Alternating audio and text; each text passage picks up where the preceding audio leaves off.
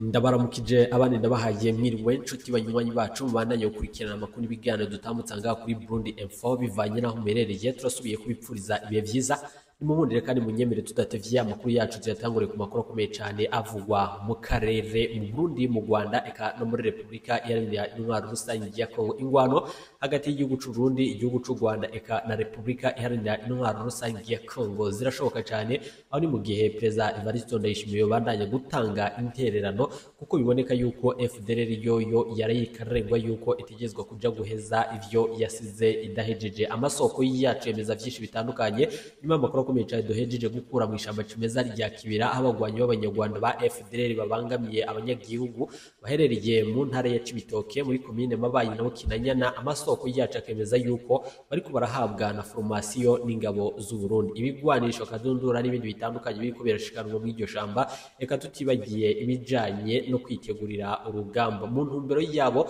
ati no gukurako ubutegetsi bwa Perezida Paul Kagame. Ikindi naco bararira bakarengwa kandi bakaryoherwa nuko bariko barahabwa intererano na leta ya Gitega. Umwe wegereye Perezida Evariste Ndayishimiye atashimye yuko amazina yiwe amenyekana, amenyesha yuko uko guterera FDLR bishobora kwava bikwegera ibara rikomeye cyane igihugu c'u Burundi. Ikindi naco nuko humvikanye amakuru akomeye cyane atari kw'ivumbi avuga yuko haheze indwi zishika zibiri nyenicoro mukuru w'igihugu Perezida Evariste Ndayishimiye atanguye gutuma ko ibihanganye bikomeye cyane muri FDLR bizi neza igihugu c'u Rwanda kugira bihave bimucungerera umutekano, aho ni mu gihe abona yuko hamwe yo kwiyegereza abanyarwanda ariho vyoshika akabasha kwicungera umutekano. Nari giharayi abamubwira yuko umwanya ku mwanya ashobora kuraswa. Nyenicoro Perezida Evariste Ndayishimiye abahinga bakurikiranira hafi ivya politike mu karere n'abarabira hafi vy'amagara y'abantu baramenyesha yuko Perezida Evariste Ndayishimiye ariwe perezida agwaye ubwoye bukomeye cyane bw'ubwoba.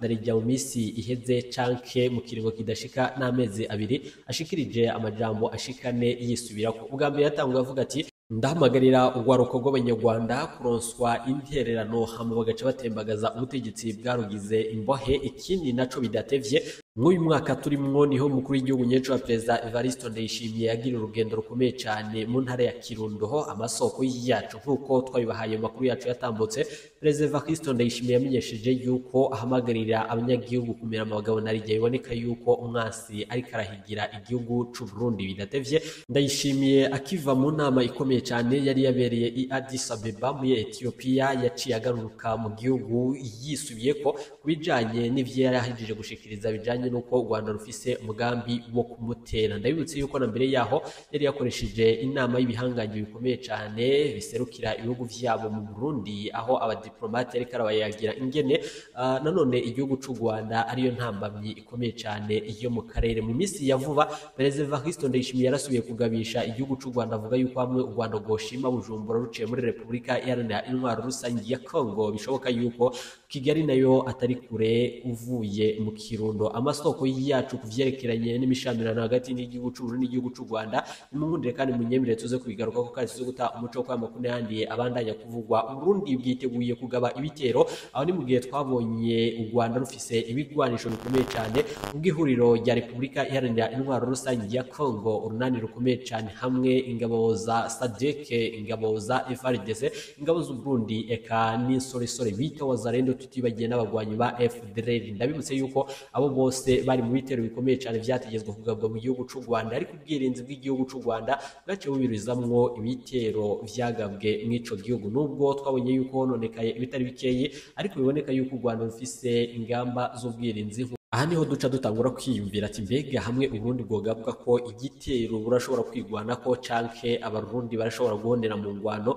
Ndabibutse yuko ibi vyose n'ibindi bitandukanye icategezwa kubiheza ari inzira y'ibiganiro nk'uko bivugwa akatari gake. Ndabibutse yuko nubwo Perezida Ndayishimiye ashikiriza amajambo kuko vyagiye biboneka hari imigambi itandukanye nko gushira ibiganiro imbere, narijya vyaboneka yuko abashikiranganje mu bihugu vyompi yoba umushikiranganje wo mu gihugu c'u Rwanda canke unga mu Burundi vyari vyabonetse yuko inzego zitandukanye za gisirikare eka n'iz'umutekano bari bakoze ivyashoboka vyose batanguje ibiganiro, ariko Perezida Evariste Ndayishimiye kubw'ubwoba n'ibindi bitandukanye aca atangura kwisubira ko bisiguye iki rero mu butegetsi bwa Perezida Evariste Ndayishimiye. Mbere yuko ndabashitsa ko ayo makuru ndabibutse yuko vyoroshe cyane kubandanya kubana natwe no kumanuka musi video karabanditse ijambo saboro gafyonda ko canke subscribe bivanye naho muherereye, hama tweje turabana makuru ibiganiro dutambutsa ngaha kuri Burundi Info. Ndabibutse yuko yari amakuru avuga bisata bitandukanye, gisata ca politiki, umutekano eka n'agateka kazina muntu, akaba ari amakuru mutorezwa n'umugwamisha makuru muhinga n'abandi bakorera irya nino mu karere k'ibiyaga binini. Mbere yuko ndabashitsa ko amakuru akomeye cyane y'imvaho idonido y'amakuru twabateguriye, nimunkundire kandi munyemerere dutangure ku makuru avugwa mw'ico gihugu kibanyi ca Republika Iharanira Intwaro Rusangi ya Kongo. Urunani AFC M23 nanone rwanya ubutegetsi bwa Republika Iharanira Intwaro Rusangi ya Kongo bwagirije ingabo z'iki gihugu kugaba ibitero bikomeye cyane ku birindiro vyayo no ku basivili. Ikindi naco umuvugizi wa AFC M23 Lawrence Kanyuka yagaragaje ko ingabo za RDC FARDC ziri gufashanya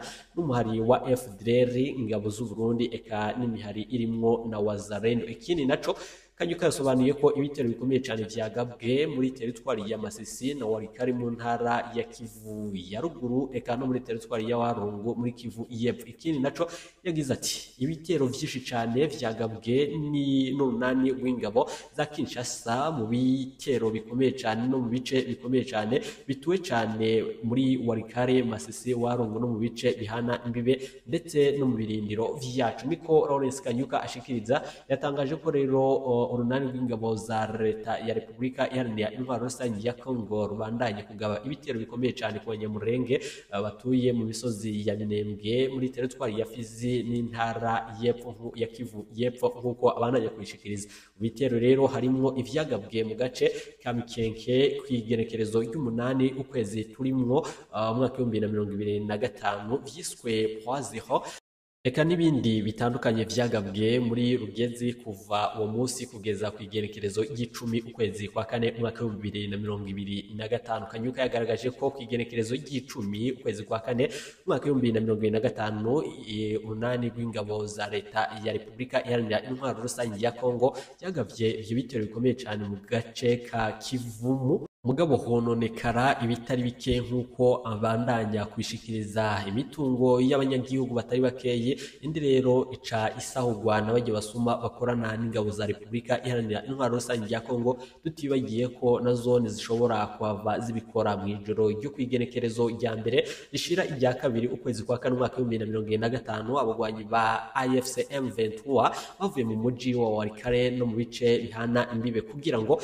ibiganiro hagati y'ingabo za FDC bizabe hagati yazo n'umuhari wa M23, ariko gushika ubu biboneka yuko FARDC iriko iriyobagiza ivyategezwe kuba yashize mu ngiro. Ndabutse yuko M23 yari yavuye mu ubwo buce mugabo kugira ngo ibiganiro bizoshike ari umwuka mwiza, ariko gushika uyu munsi bisa naho menga ibikunda.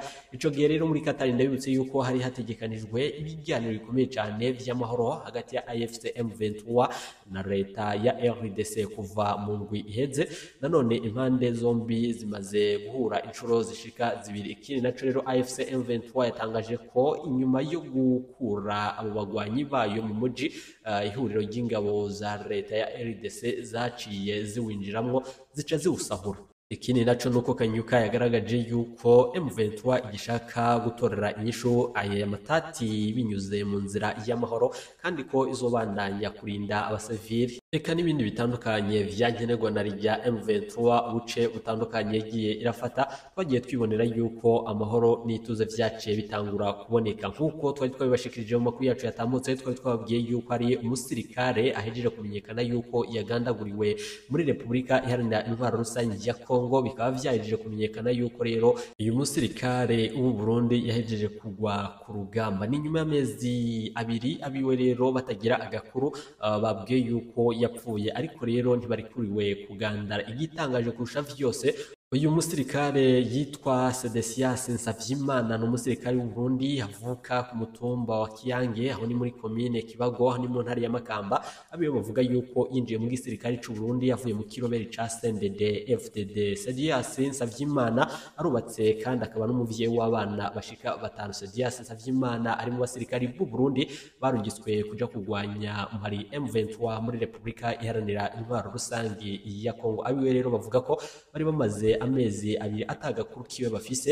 bavuga yuko barondeye amakuru mu gisirikare barayabura, ariko vuba hari umusirikare ari muri Republika Iharanira Intwaro Rusangi ya Kongo yamenyesheje ko wabo yaguye mu ngwano z'abahuje n'umuhari M23 nkuko iryo soko ribivuga. Ariko nayo makuru rero barayabajije mu gisirikare barabura inyishu, baripfuje gushinga ihema ngo batangure ikigandaro, navyo nyene abajejwe intwaro barabibankira. Ikindi naco rero ubu abajyango b'umusirikare Sedesias Nsavyimana ntibazi ico bari bufate n'ico bari bureke. Inkuru y'urupfu rero rw'uwabo bari yakiriye, bamwe rero kuri za WhatsApp zabo baza barashira ko amafoto kuri stati ya Sedesias Nsavyimana bandika ko amajambo yo kumusezera. Ariko rero birakenewe ko igisoda gitanga umuco. Ikindi kintu gihambaye gusumba ibi vyose nkuko twaba twabivuze, abasirikari ni abantu nk'abandi, barafise imiryango ifise uburenganzira bwo kumenya amakuru y'uwabo. Umusoda si igiti canke ibuye, umusoda yitangira igihugu ciwe, ariko ni umuntu.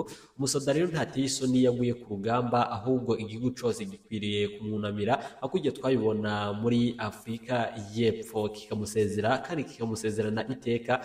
Abiwe bakwiriye gushigikirwa no guhabwa iteka, umubabaro wabo dukwiye kuhava tusangira. Ariko igitangaje gusumba ibindi vyose, nubwo abo ari bamwe bagenda bamenyekana baguye mu rugamba muri Republika Iharanira Intwaro Rusangi ya Kongo, akanani ko kajyaho kwibutsa imiryango ifise abana babo mu gisirikare yuko kurungu rero ibiziga by'abasoda b'u Burundi bitariki ari byo biriko birashikanwa, aho bivugwa yuko muri Desert Pacifique aho batazira muri Guantanamo ariko harashigwa ibiziga by'abasirikare batari bake. Hari ibiriko rero nanone birabura ingene vyitabwa ko bivanye nuko atamuyaga nkuba uhagije uherereye muri ivyo bitaro. Hari n'amasoko yacu yemeza byinshi bitandukanye ku gipfungu biriko biraba ku basirikare b'u Burundi barungitswe kuja kugwana n'umuhari M23. Reka dushike ku yandi makuru akomeye cyane twabateguriye. Haravugwa vyinshi kuri nyene icubahiro umukuru w'igihugu Perezida Evaristo Ndayishimiye. Hatanguye kuvugwa yuko Perezida Evaristo Ndayishimiye umwanya n'umwanya arashobora kwicwa. Kuvyayo makuru ajanye na nyene icubahiro Perezida Evaristo Ndayishimiye, ni munkundire ntangurire ku butumwa bukomeye cyane bw'umwe mu bahinga bakurikirana ivya politiki yo mu karere no mu Burundi aba hanze y'igihugu c'u Burundi. Yagize ati Mutama Evaristo Ndayishimiye akishinga gutembera mu bihugu no gutegura ibikorane vy'ubujyajya, ngariko arasenga amenye yuko hakurya yiwe batica. Ryasiguye neza hakurya ya Perezida Evaristo Ndayishimiye ariko aravuga, ariko nanone urashobora kuhava utahura ivyo yategezwa kuvuga. Navyo turaza kubigarukaho kandi tuzo guta umuco. Yabandanije agira ati Neva yatubwiye yuko afise ingabo nyinshi cyane mu ijuru ngo zizomanuka zimugwanire, ngo nizo rero zirinze igihugu c'u Burundi. Ndiwe notangura nkazituma igitoro kuko izo mu ijuru zitonanigwa no kukironka, izindi nkazituma isukari, izindi nkazituma amadolari, izindi nazo nkazituma ivyankenerwa vyose mbuze mu gihugu. Nizere ko rero ingabo ziwe zo mu ijuru zitoba zizi kurasa gusa, zishoboye vyose. Niko abandanya avuga aya majambo. Perezida Evaristo Ndayishimiye n'abandi bategetsi benshi bo ngaha mu Burundi bakoresha berekana ko Imana iri kumwe nabo, ko ariyo ibatuma ivyo bakora, ko ariyo ibarongora mu miyoborere yabo. Ni ugusamaza bikomeye cyane abarundi gusa. Iyo rero bayigize imwe mu nzira ikomeye cyane yabo ya politiki kugira umwene gihugu muto yumve yuko ayobowe n'abakunda Imana azosinzirire muri ivyo gusa. Ikindi naco rero Mutama Perezida Evaristo Ndayishimiye mu ijuru atama bombe ariyo, ata brende ziriyo, atabikoho vya kirimbuzi biriyo, ata drone z'intambara zibayo. mw'ijuru rero nibaza yuko habaho amahoro yonyene. Ikindi naco izo mana wanaye kuvuga nibaza yuko ataco zigufasha mu bikorwa vya misi yose, narijya biboneka yuko Burundi urongoye atagitoro kirimwe. Ni wareka rero kwisuganya mu bigwanisho bigezweho, toze neza ingabo zawe, ureke kuzicira muri Repubulika Iharanira Intwaro Rusangi ya Kongo, ureke kuzishora kuri songoye n'ibindi bitandukanye. Uzihe discipline, urinde neza imipaka yawe, uhembe neza ingabo zawe, unazigaburire neza, atari nka kujya biboneka muri isika, biboneka yuko abasirikare abanyeshuri bariko baridoga. Ukoreshe n'iperereza ryawe neza, ntiribe iryo gufata abatavuga rumwe nawe nka kujya biboneka mu gufata abasene n'abandi batandukanye, ukijejana ngo witeze ijuru rizoza kukurasa. Ikindi naco rero uzopfa kandi Imana ikubona, kuko rero uzoba wakoresheje nabi ubwenge yaguhaye. Mwebwe rero mwobandanya ibi vyose n'ibindi bitandukanye, abandi nabo bariko barabandanya kwipanga neza, aho menga mwibaza yuko hamwe mu batera amabombe azohagama mu kirere kubera amasengesho yanyu n'ibindi bitandukanye mwamamo. Igitangaje rero nuko abategetsi baramaze kwica nabi cyane abarundi mu mitwe, babigisha ko Imana ikunda abarundi gusumba abandi bose bo kwisi. Ikibabaje gusumba ibindi vyose nuko abarundi bavyizera cyane, nkuko nyene babibwirwa n'umukuru w'igihugu nyeco wa Perezida Evariste Ndayishimiye. Taburozi rero bubi cyane nka politike y'indundi. Kuri ubu rero namba musoma Bible neza, ndazi ko muzi inkuru y'abayahudi canke abayisirayeli, nanone bivugwa ko ari bo bwoko bw'Imana yatoranyije, ariko kuri uyu mubumbe nanone nibo biboneka yuko bafise igisirikare gikomeye, nibo batunze ibisasu kirimbuzi, ubwirinzi budasanzwe mu kirere.